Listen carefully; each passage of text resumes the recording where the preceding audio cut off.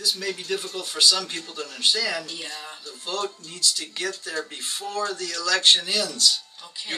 You can't send it in 1 day later, 2 days later, 3 days later. Okay. It has to get there before that That's day. the bone of contention right now, right? That is, because you know what happens. You have to the vote when you return it has to be postmarked by the post office by that date, and so that is the contention, and that is what they're going to figure out. This is why we have laws. This is why we have rules for the vote, and so we're just waiting for all those rules to be followed. And then we'll see who the winner is. So how was it? How was the whole election thing? How was it for you? Well, it was difficult for me because, you know, I've had 9 elections. Wow. I was 18 years as an elected politician. Okay. I was 8 years as an MCA. Wow. And 10 years as a state senator. And so every one of those elections is difficult the day of because you think, oh my God, the vote's coming in. What's going to happen? Am I going to lose? Am I going to win? I can't do anything to change it, because I've been campaigning this whole time, and now it's finished, so now I have to wait for the results. So like this one, I'm waiting for the results because you know, I'm a political appointee. But so far, are you disappointed? Disappointed? I have nothing to be disappointed in, really. You know, I've been fortunate to be in this position for almost 2 years. I was picked and chosen by President Trump. I'm grateful to him for that. I'm grateful his support to me, and I've been very encouraged by the leadership he's shown.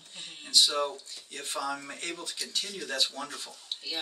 But I'm going to be positive about it, and we'll see what happens in the end. All right, but let's talk about this whole election, because the whole world has been looking up to USA. So, can you say that it has set an example for a democratic election so far? Let me say, I think it will set an example as long as we follow the law. Okay. And that's what it is. I mean, and here's the thing, and I've explained this before. The United States is not perfect, right? Yeah. We're both, the United States and Kenya are both democracies that are growing up, okay? And sometimes we get it right, sometimes we get it wrong.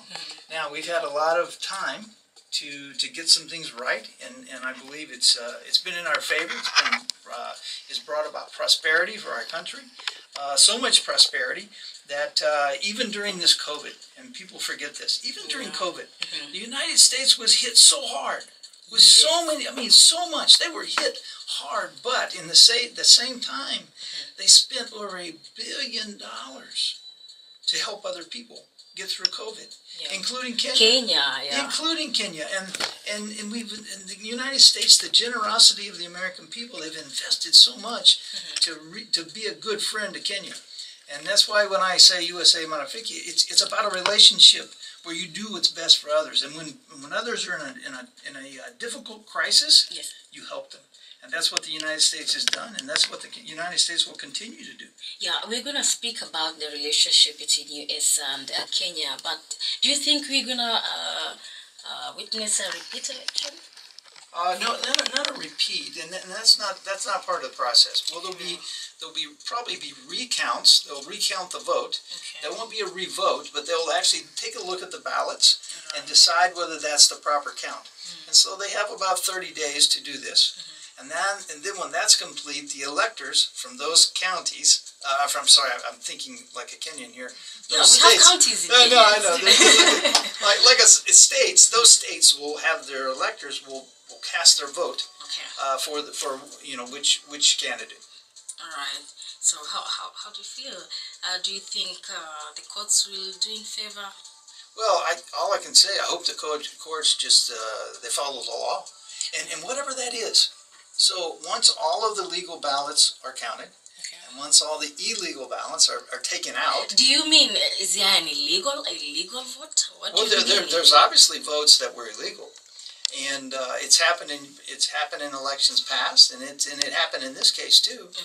And when you have more people voting than you have registered voters, I guess I would ask that question of you or anybody else. Do you foresee that being a problem? For instance, if there's 1.5 million people in Kilifi, isn't it? And just say there's let's just say there's 500,000 that can vote.